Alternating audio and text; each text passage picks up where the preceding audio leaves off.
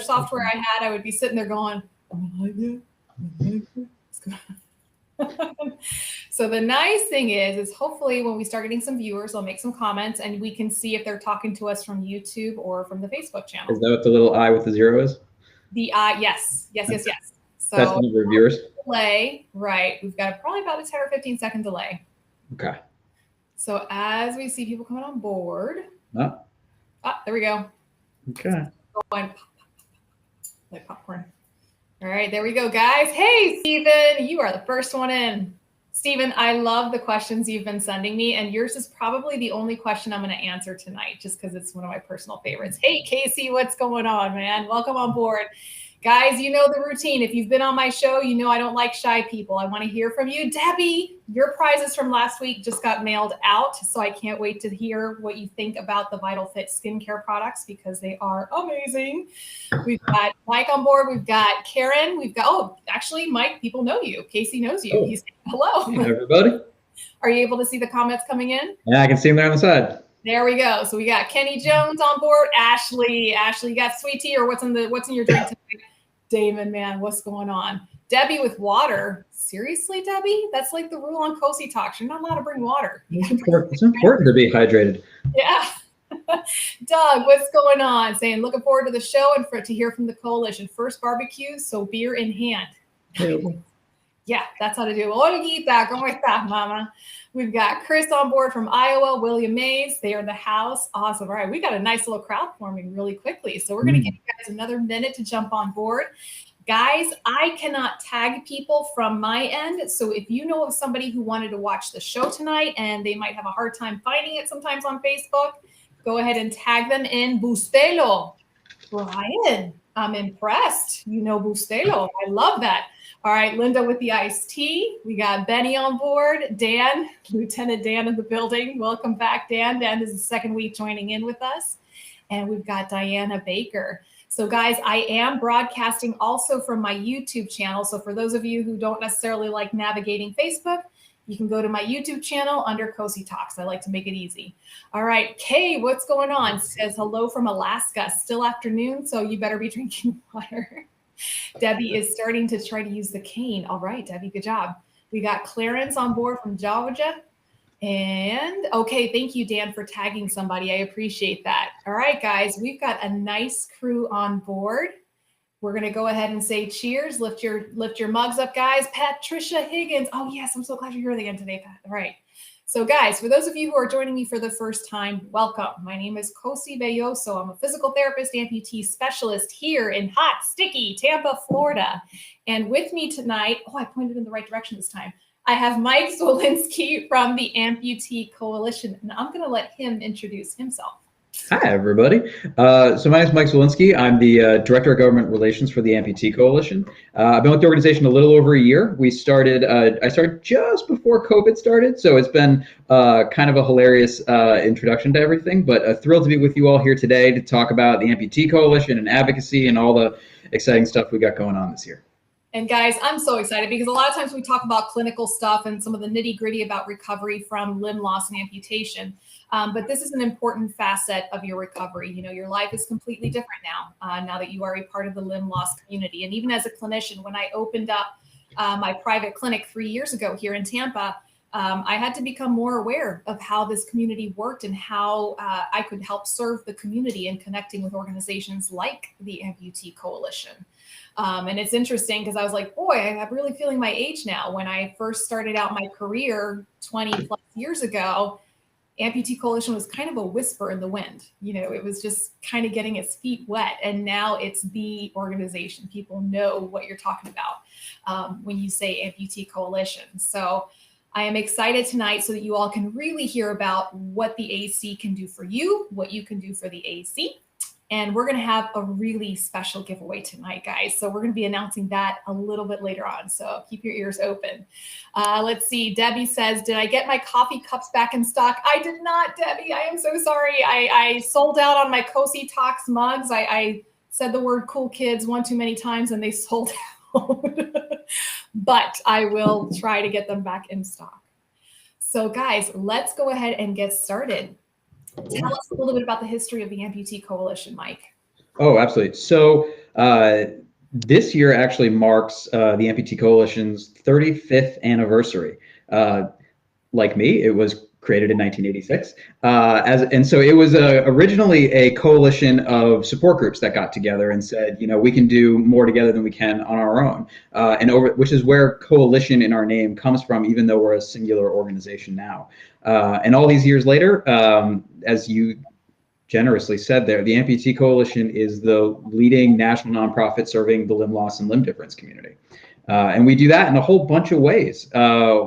One of the most powerful, which you may have heard of, and I think is really important to what we'll talk about here in terms of advocacy, but also for all the services that the Amputee Coalition provides, is by running the National Limb Loss Resource Center. Which is actually funded by the federal government to provide expert information, resources, support services to help people living with limb loss. And it's an incredible service. It provides all the programs that we do, but also lots of ways to reach across the country, including with our veterans, with our wounded warriors. We have partnerships with the Veterans Administration, Department of Defense, research, the National Institutes of Health, work with FDA on approving devices and treatments for pain, for instance. So and we also partner with a lot of other patient groups and advocacy organizations. So we have a huge reach, and it's all really made possible because of that. This is huge. And guys, I've known about the Amputee Coalition, but I know I'm learning a lot of new stuff tonight. I had no idea how widespread it is in its resources. That's really amazing. So specifically, it started off with a support groups that were trying to connect themselves with each other.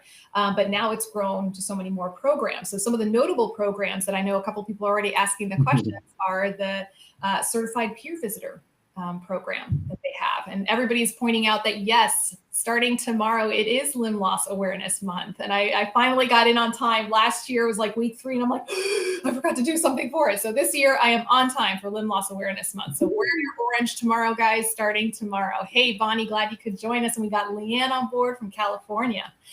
So Mike, tell us a little bit about the publications there. So we talked about the Certified Peer Visitor. We're going to talk a little bit more about that later. Okay. We've got the support groups, 400 plus. 400 plus across the country. All over the place. And guys, I'm going to be posting throughout tonight the link. Please hold. Here is the link to the Amputee Coalition website. I'm going to be posting that frequently tonight because that has a plethora of resources and information, and everything we're going to be talking about here tonight, you can find out about it over here. Matthew wants to know if there's a recertification for Certified Peer Visitor. And we're going to get to that in just a minute, Matthew, when we talk about that program. Hey, Brett, how are you doing? Mark is like, I am so certified. Okay. So tell us a little bit about the publications that Amputee Coalition has.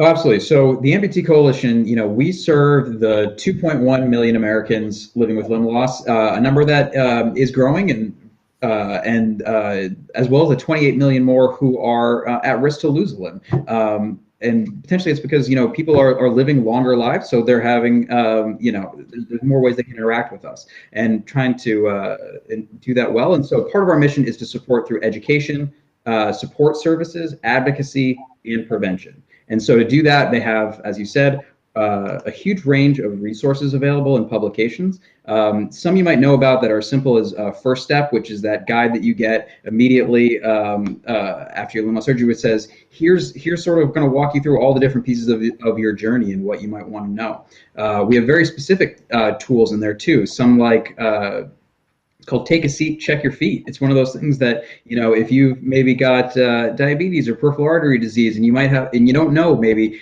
did you bump your toe against something, and is it in danger of getting infected, and maybe it could get a little worse. So here's a guide to here's how you get in there, do it right, check it all the time, make sure you're staying healthy and you're preventing stuff from going wrong. And then other stuff as well. There are level specific guides. So do you have, here's everything you need to know if you're an upper level amputee or a hip dysartic or whatever you are. There's information and resources there that you can request. There's also information about insurance and navigating that process. There's all kinds of different stuff. So to find out all of those, I certainly can't list them all off. I encourage you to go check out the website. They have information there, and you can either peruse what we've got there on the website, or reach out directly to the Resource Center. They have a wonderful form on the website. You can email them directly or call them during the week, Monday through Friday. You'll notice if you go on the website, right on the left-hand side there's a picture of those three folks. Those are the three folks, Caitlin, Aaron, and Drew, who work at the Resource Center. So you'll talk to one of them. They're lovely and wonderful and endlessly helpful. So I really do encourage you to reach out. And guys, I can attest to that because, as I said, when I started joining more of the community and becoming more involved a couple of years back, and I was like, well, let me call this Amputee Coalition. Let me just see what I get. And it's true. They do respond right away to the email. Very helpful on the phone. Ashley says, I never knew the coalition existed until I started watching Cosi. It was never mentioned by my surgeon or prosthetist. Is this common? Sadly, Ashley, yeah. It is. But actually, one of the things that we're working on now through the Resource Center is building up a new hospital partner program. So I think in the last year, we've added 60 plus hospitals. And so they're trying to pull the ripcord and get that as many places as they can. But part of the program is you learn about the Amputee Coalition and the Resource Center immediately. You can get hooked up with peer visitors, support groups, all that stuff before someone even leaves the hospital, and then puts you into the pipeline of here's how you get more resources. Here's who you should go talk to next. Here's what to think about talking to a prosthetist or whomever the right care for you is. And guys, those hospital partnership programs are priceless because, like I said, even as a clinician, we get kind of holed up in our clinics and just seeing patient after patient after patient after patient.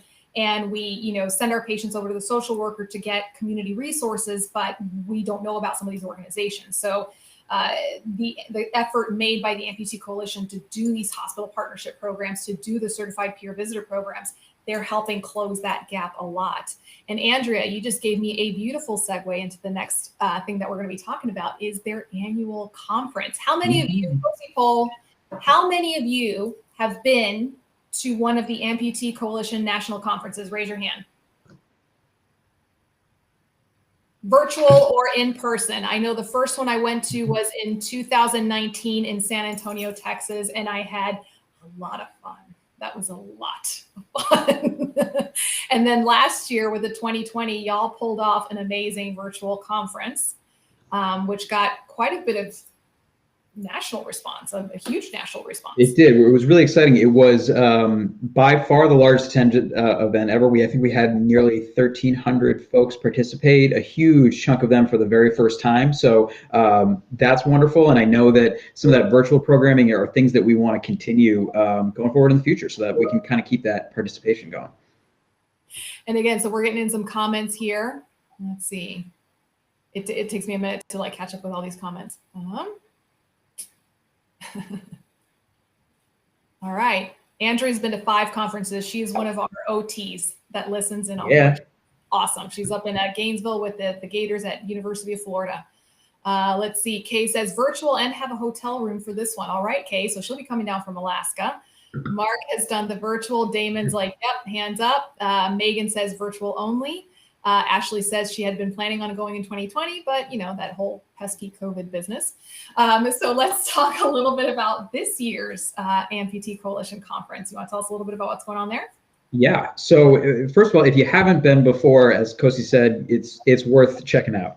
It's impressive. We try to recreate as much of the in-person experience online this past year as we could, and we found some great ways to make that work. But it has a range of speakers, panels, participants, all kinds of folks. We know some folks who come and don't attend any of the events. They just like to see everybody and hang out. Other people like to come because there's clinics where you can practice, gait training. There's people. We have very specific speakers who come in who are experts in their field. They want to hear this person talk or that person talk. We have workshops, support groups. There's also an exhibit hall where you can go in and, all the manufacturers and folks who have new devices, you can see a demo, try some stuff out. It's great. So there's lots. Pardon? Walking clinics. You forgot to mention walking clinics. Oh, walking clinics, right? Support groups, meetings, all kinds of stuff there. It's days of community fun. Plus, getting to just hang out with your friends. And so this year, the 2021 conference right now is scheduled for September 29th through October 2nd. It's a little later in the calendar for folks, but we think that might make it even better than in the summer. And so it's scheduled to be at the Renaissance Hotel in Schaumburg, Illinois, which is a suburb right outside Chicago. So, and the Amputee Coalition we put those save the date out there. So more information about registration and all that will be coming out later this spring. And guys, just a hint, our giveaway might have something to do with the AC conference. So stick around, stick around, stick around. That's all you're getting for now. Tell me now, this is my favorite part. The Certified Peer Visitor Program. Can you tell us a little bit about that? We've got a lot of questions on recertification and how to get information coming up tonight. So, absolutely. And curious, actually, if there's any folks here who are certified peer visitors, something to recertified. I'm just curious if how long people have been peer visitors for. I know this is one of the sort of original Amputee Coalition programs from years ago. So would love to hear a bit about that. But for those of you who are new to it, so the Certified Peer Visitor Program right now, we have more than 1,500 volunteers across the country. As the name says, they are all trained and certified. Everyone has been background checked, gone through extensive training and certification. So they're ready to go. And during normal times, it's usually in-person support. Right now, during COVID, it's also been almost entirely virtual, but it's one-on-one peer support to support people through any point in your journey. Often, many people really value a visit from a CPV early in the journey, especially right after their surgery. What does this mean? How do I navigate it? What should I expect? But really, you don't need to be a new person. You don't need to be new to the experience to want to talk to somebody and have that sort of peer connection with somebody else who's been there and gets it. So you don't have to go through that journey alone, no matter if it's a spouse or a family member, no matter how much they've gone through with you, it's not the same as someone who's been there themselves. So the CPV program is there to ensure that nobody goes through that limb loss journey alone. Okay. Now, if a person is looking to have a visit from a CPV, where would they go to make that happen? I would say go right to the Amputee Coalition website there. There's information there under two drop-down tabs. You can either go to the Resource Center itself, or there's information there under Peer Support 2 to request a peer visit, or more information about how to become a peer visitor. Take a look in that little sidebar on the left-hand side. You might be able to see it and click there. But either way, even if you're not sure where to go, just go to the Resource Center, make a phone call, or shoot an email in. They'll connect you with the right people. You probably get put in touch with Susan or Katie or somebody, and they'll get right back to you with all the information that you need. There you go. And Brett, I would suggest, Brett, go ahead and try signing up again. If you don't hear anything, send me a message. Send me a message and I'll kind of pass the messages along and help you get connected there. So here's another poll. I love doing these polls. How many of you are peer visitors? And if you're a peer visitor, go ahead and, because I'm curious too, how many years you've been a peer visitor? And how many of you had the benefit of having a peer visitor when you first became an amputee? And if there's one thing I've heard, Tom's been one for 13 years. He's very active in the community. He's a wonderful, wonderful, wonderful individual.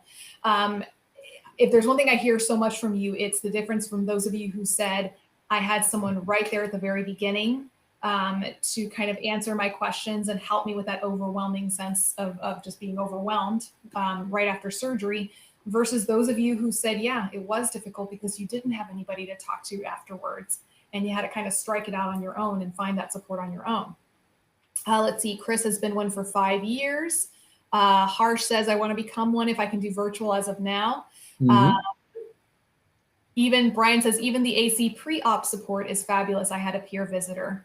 Mark has been a peer visitor for a year, another very active individual in the community. Debbie was not aware of them. Matthew says 2 years and not at the beginning. Okay. And Dan says that would be awesome to be one. Dan, I kind of see you on that path very soon in your future. Mariella says, I've been a CPV for almost 2 years. So we have a lot of active folks. Great. Lori's been a CPV for almost 2 years, no support when I lost my leg. So it's interesting. Sandra says she had one visit and the person was wonderful. I would add in too that for folks out there, we have a peer support app. It's on the website there under the peer support tab, but I'm sure it's also in the app store and those places for the technological things. But the app is great for peer support stuff, and it includes actually built-in one-to-one video chatting, so you can do it right from your phone to have a peer visit and all that stuff. Makes it super easy and simple. There you go. And guys, if there's one thing you've heard me say on the show, it's not just the physical recovery from limb loss, it's the emotional and spiritual recovery. And when you get to the point in your recovery that you're able to help someone else along, I mean, I don't have to tell you guys what a milestone that can be. And I know I have a couple of patients right now that they're just on the brink, that they're ready now to be there for someone else. So it's a beautiful thing to see. Olga says, I had a peer visitor. He was great. Poor guy stepped on a roofing nail and lost his leg as below the knee. Stephen says, this is something I want to do. Megan says, I wish I would have. Cosi got me through the week. Thank you, Megan. I appreciate that. Thank you. Okay, Susan, I'm sorry to hear that. Let's see. Barbara says that she's been a peer visitor for 7 years. Okay, so guys, lots of interest here. So I encourage you guys, take a look at the Certified Peer Visitor Program requirements on the website. And I'd love to hear from those of you who decide to go through the certification, if you guys send me a message about that afterwards. So as the Director of Government Relations, Mike, oh gosh, yeah, you have like 500-pound weight on your shoulders, right? And with regards to advocacy, and this is something that I don't know a whole lot about, so I'm going to let you take it away. Tell us a little bit about what advocacy means and what it means particularly in the limb loss community. Sure. So advocacy is really important because, as you said, that as part of the recovery, one of the valuable things you can do is just like being able to help someone through a peer visit. You can also help a lot of folks through advocacy. It doesn't. One person having a really good relationship with their lawmaker, whether local, state, federal, can sometimes really make a difference that helps lots of other people in your community just live a better, healthier life. And for us at the Amputee Coalition, the grassroots advocacy is incredibly important to us because, I think as all of you know, it's one thing to talk about something in the abstract. It's a different thing to have a conversation and say, here's what it means for me to be living with limb loss. These are the challenges that I face every day. And you can sort of see that personal connection with people. And so for us, actually, let me stop and say, I think there's a further actual question I'd like to ask is, like the CPVs, does anyone in the chat here have advocacy experience? Have you ever done anything before? Have you either taken action with the Amputee Coalition? Have you done one of our action alerts, or come to a meeting, or been to a Hill Day, or done any of those things? Or have you just ever talked to your city councilor, or written a letter to your member of Congress, or called up somebody on the phone to ask for something like that, or written a letter to the editor? If folks have done that, we'd love to know sort of what experience you have in that area too. But for those who are new to it, I can say sort of, what is advocacy, and why is it important to an organization like ours? So as you know, your lawmakers, particularly in Congress, can set public policy. They can come up with ideas for what they think will work, but sometimes that can be a little bit disconnected from how you and I and other people are living things on the ground. So an organization like the Amputee Coalition can really connect you all and be that point of connection, and that build that relationship between your members of Congress and people who are making decisions, so you can kind of collaborate and solve problems together. And the way you do that, it's really simple. It's just telling your story. It's using your voice to help improve care for millions of people with limb loss and limb difference. It can be as straightforward as sitting down and having a conversation with your senator or representative or a member of their staff and saying, here's why this piece of legislation is important to us. This is what it'll do. Or this other thing over here, if you're thinking about funding something like the National Limb Loss Resource Center, here's why it matters to me. I had a CPV visit. This is what that meant at that point. All the things we were just talking about. Or I had this first step guide. And so we've got sorry, go ahead. No. I looked like you were saying something, so I wanted to pause there. Or there's a time lag. No, I was going to say, William Mays with Action Alert. Brian says, I work for a state organization in mental health. Kay says, I wrote letters to my representatives in DC. Ashley is my angel there without wings. She says, advocacy experience only as a special education teacher. I advocate hard for my students with the school system. Even got my hand slapped a few times. That's when you're doing something right. Debbie says, that's what I need is to get connected. That's great. And that's the thing. And these advocacy skills are, it's not just for advocating to somebody in government. It's also, being a personal advocate for your own care. It's being able to tell your story, describe it, knowing what to ask for and how to ask and get results there, and how to follow up and make sure you're building a relationship to get results. And in all these cases, I know it can seem sometimes like, oh gosh, I don't know anything about politics or government relations or anything like that. But the truth is that, you all know, you're the expert on living with limb loss. You live with it every day. Most of your members of Congress or senators or state representatives, they don't live this experience. They may know about it, but they'll learn from talking to you. So you just have to tell your story. And our role at the Amputee Coalition is to give you the information and skills to do that most effectively. And so what does it mean? It means taking action with us. It means reaching out, building a relationship with, a congressional office, maybe a staff member. The important thing to remember is you're their constituent. So they were elected to represent you and the other people with limb loss in your community. And so to know what you need, they got to hear from you, and you got to be able to share your story with them. And our goal is to be able to have active advocates in all 435 congressional districts across 50 states, so that we can, be able to talk to every office in the House of Representatives, every Senate office, reach out to all the state legislatures and governors and people, and let them know that we're here, and here's how you can work with us. There you go. Judas is at the ball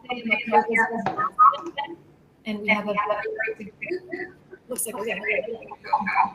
Well, that's great, Judith. I'm from Massachusetts, so excellent. Dan, all I know is Biden can't go upstairs. Dan, he just needs a physical therapy consult. We can fix that up real quick. So Mark asked a really good question. He wants to know, Mike, why did you get involved? Sure. So I actually got involved. I've been working in help. I'll admit I'm a little bit of a political campaign hack by background, and work in public policy and advocacy, and was working in I've worked across the health policy field. And about a year ago, I got introduced to the Amputee Coalition and the work they were doing. And the first thing I was working on was actually that rewrite of First Step in Your New Journey, some of those initial documents. And so as we got into that and really got into the community and all the issues facing it, it was being able to advocate on behalf of the community and really help, advance some important legislation, which we can talk about in a second, and make sure that, all the services of the Resource Center get funded. It's a pleasure, and it's an honor to be able to work this. Now, in my notes, I have the AAA Study Act. Ah, yes. That's something you want to tell us a little bit about. Yeah, I'll actually tell you about a couple things. So we talk a lot about what advocacy is and how you can do it. The question is so what are you advocating for, actually? And so we're focused. The important thing about the Amputee Coalition is we're nonpartisan, non-political. We don't focus on the politics. We focus on the policy. This year is a great example. There's a new presidential administration. There's Congress turned over. But we'll work with anybody who's in office to get things done for the community. So we'll work with everyone who's there before. We'll work with everyone who's there now, and work with everyone who's there next. And so keeping it focused on that policy, we have sort of two big priorities for the year and two goals to accomplish. The first is to secure funding for the National Limb Loss Resource Center, which for all the reasons we talked about before. Yep. And the second is to advance the AAA Study Act. So can talk about both of those. And when I say funding for the National Limb Loss Resource Center, that's the CPVs, that's the support groups, that's conference, that's the publications, that's hospital partnership. It's everything we were talking about. That funding makes the Amputee Coalition's work possible in all those areas. So for us, we want to be able to reach out to Congress, reach out to all those individual members, and make sure that we tell our stories. This is how I attend a support group every week, or COVID happened, and there's a virtual support group on Thursday evenings that I attend from people across the country that make sure that I'm not alone through all of this. I had that guide about First Step to know where to go after my surgery. Those sorts of resources are invaluable, and we want to make sure that we're telling Congress why they're so important to keep funding. And the other one is the AAA Study Act. Yes. Go ahead. So, okay, so the AAA Study Act, its official bill title name is the Assistive Technology and Devices for Americans Study Act. So we call it the AAA Study Act because that's a little bit easier. And this bill came about in an interesting way. Basically, around this time last year, started to have conversations with offices in the Senate and the House about some of the challenges that folks have accessing care, and particularly prosthetic care. And one of those points to raise was that about 2/3 of folks never actually receive a prosthetic device in their team of care, and there's not a lot of good analysis to explain why. So when we describe that and some of the other challenges that folks face accessing care, these offices, they got it immediately and they wanted to do something about it. So we put together a piece of legislation that's called the AAA Study Act. And what the bill does is it identifies the best care practices for people living with limb loss and limb difference, so that if something's working well, we can replicate it. And if something's broken, we can fix it. And sort of making sure that everyone across, no matter where you're getting your care, is getting the best care available. And so it'll do it by comparing data across the VA, across Medicare, and across private insurers to see, if somebody, do you have this system of care or this device in this system, and are you having better outcomes than maybe someone who's in this system? And what can we learn from that? And it'll look at specific challenges like, do you have access to a prosthetic device? How often are you denied coverage? Are you able to return to work? And so all that analysis will help us figure out what works really well and how can we build on that for the future. And it'll give us really strong evidence and database to do that. The good news about this legislation, if I can just wrap that up, is so we're in the process of getting it reintroduced now for the new Congress. Sneak preview for things coming ahead in Limb Loss Awareness Month. But the bill is bipartisan. So in the Senate, it was introduced by Marsha Blackburn, Republican from Tennessee, who, Knoxville is the original home of the Amputee Coalition. So she's the hometown team there. And also Tammy Duckworth, the Democrat from Ohio, and she herself is a member of our community. Yes. Yeah, and in fact, actually, I think last year, she was at an event with our CEO, and the first thing that when she heard that our CEO was from the Amputee Coalition, Senator Duckworth's first thing was, "Oh my gosh, I have to recertify my my CPV training." So she gets it 100%. And then likewise in the House, it has support from G.K. Butterfield from North Carolina, if any folks are from the Raleigh-Durham area, and Brett Guthrie from Kentucky. So bipartisan support, both chambers. The bills were introduced in less than 10 weeks apart, which is lightning fast in Washington, but it just goes to show that it's bipartisan, common sense legislation that just sort of gets things done for real people who need it. We're looking to move that ahead this year with all your help. And we're seeing, Ashley says Mark Blackburn is actually from my town, so that's great. Well, you might be a good person to talk to her. So here's an interesting question. And this is something that I sometimes struggle with my own patients, because they'll bring me these issues and I'm like, I don't know how to answer this, from the big ones with advocacy on the Hill to the small everyday problems like the one Denise here is experiencing. So I'd love to hear your thoughts on this. He says, I wish I'd known about advocacy after my amputation. When I went back to work after recovery, the North Carolina General Assembly had passed a law and taken the handicap parking for my building and several others so they could park there. It was right next to the handicapped entrance to the building. I requested a space as the deck has lots of unused spaces, and they refused because I was not a Georgia member, not sure. I went to several organizations on my own and even tried to use the ADA, and I still don't have a parking space to use later. Where does somebody like this begin? And I'm actually having a very similar issue to where one of the clinics where I work at, they have one handicap parking spot for the entire medical complex. So it's awful. It's awful. Where do you begin with this?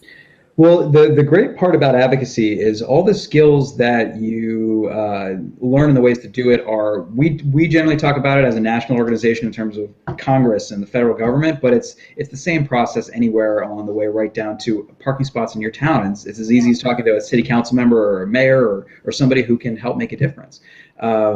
And in this particular case, starting with the ADA is helpful. There's people who have very specific skills and talents and resources for those angles. But try not to read the chat at the same time. Well, it's a special skill. I got you. Don't worry. Cosi has a special skill here that we should all admire and respect. Tremendous power.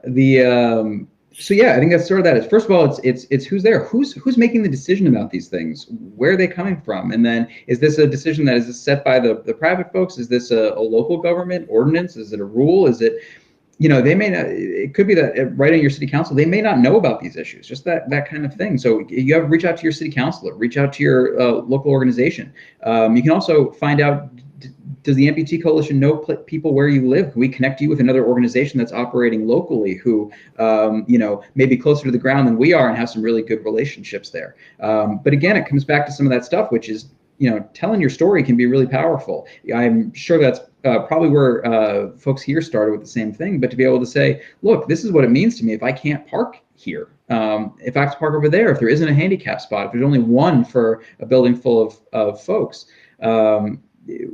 Sometimes when these decisions are made, a good rule of thumb is never ascribe malice to ignorance. People may just not think about it if it's not part of their experience. And so being able to go in there and describe that and show them what it means can just be like, oh yeah, we need a few more of these spaces. And again, that helps you directly, but it also means that there may be 4 or 5 other people who over the next few months need to use those spaces too, who will never know that maybe where they came from, but certainly will benefit from them. And that's where, the advocacy of one person can help have that magnifying effect to help many, many more. Denise, so she says, I really thought the ADA would help, filed a complaint in DC, and their solution was to ask if each party wanted to do mediation. I said yes, and of course the GA said no. Then Denise, maybe more local, what Mike suggested, starting at the city council and just seeing one of your representatives from there who can give you a listening ear to petition for you. And then Susan says, might be a stupid question. No such thing as a stupid question, Susan, just stupid answers. Are all amputee coalitions, I'm the expert at those, are all the amputee coalitions connected, or are all separate and different? Oh, my internet fuzzed there for a second. Can you repeat that again? Yep, I can say it. She said, are all amputee coalitions connected, or are all separate and different? Well, we are the one Amputee Coalition mothership now, but we have, I'll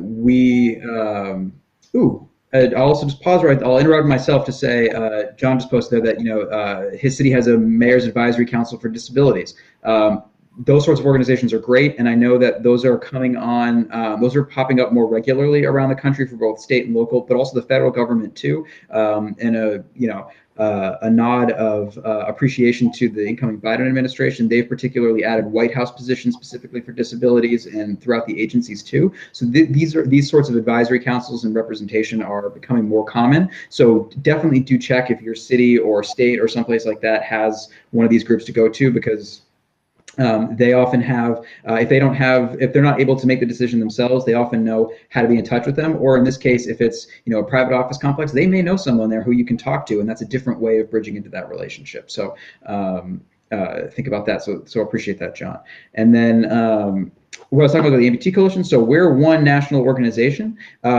Many of our smaller things like support groups often operate independently, but with support from us. So we're all essentially on the same team, but we can, tailor ourselves to what each group sort of needs where you are. Okay, there we go. Susan echoes this, in her village, there's one handicap space in the whole village. And this is a problem I see a lot. Maybe it's because I'm a physical therapist, so I'm always looking around to see where's the curb, where's the ramp access, what does that look like? Yeah. So, and I know you're not going to be the only one, Susan, with this kind of an issue here. Olga says, where my leg dude's office is, he doesn't own the building. There's only one handicap spot, and the ramp is so steep, if you don't have someone pushing you, you might not make it up on your own. It's awful. Kind of strange there. Andrea, love the Cosi. Oh, I didn't realize I still had that Cosi Rocks tag on my name. I was playing, Andrea, no joke. I was playing around with the tags and the titles and everything, all the bells and whistles that come with this software. So yeah, I'll need to change that. Or not. Let's see.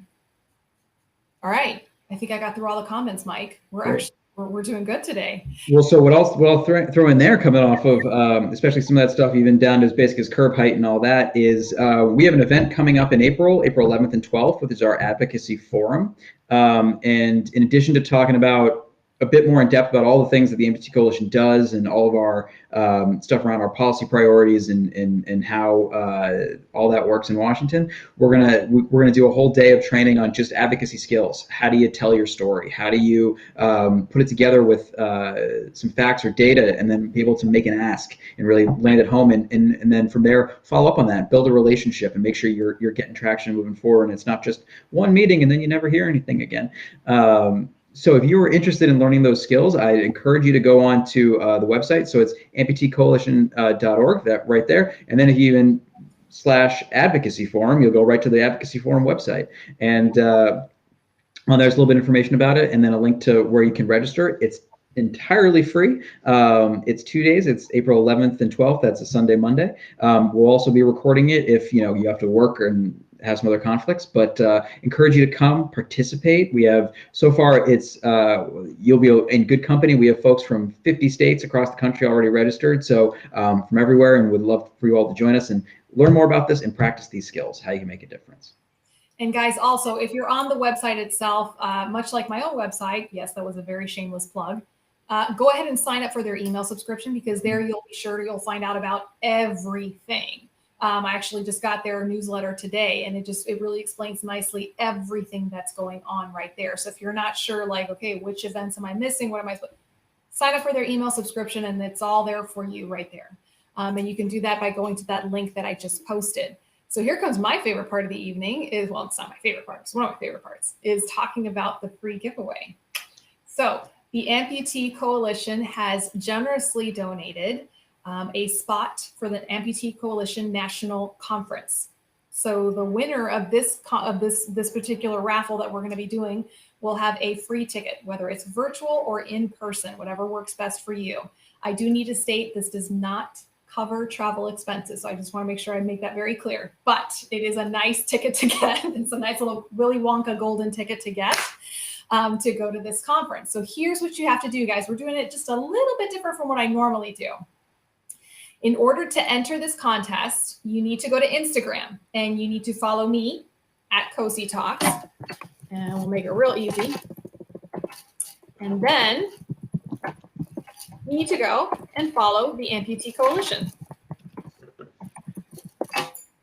But wait, there's a little bit more, okay? If you are already following us, and when you follow us, you need to tag a friend in one of our posts. That's it. And we will monitor, and on Friday at 5 p.m. Eastern time, I will pick a name out of a hat, and I will announce it on the Cosi Talks page as to who won, and that person will get their Golden Goose ticket. Okay, so I'm going to repeat that one more time. Go to Instagram, follow Cosi Talks, follow the Amputee Coalition, and then tag a friend in any of our posts. Tag a friend. Yes? Thumbs up? We good, guys? This is the crickets chirping part where it takes about like a 10-second delay there. All right, Matthew's cool. All right. So guys, we are going to go ahead and start wrapping things up for this evening. There were so many amazing, amazing comments and questions and stories that you guys were sharing. If I missed your question, and I say this every week, if I missed your question, please, please, please send it to me in a private message. You can reach me through Facebook, through my website, through Carrier Pigeon. Just kidding.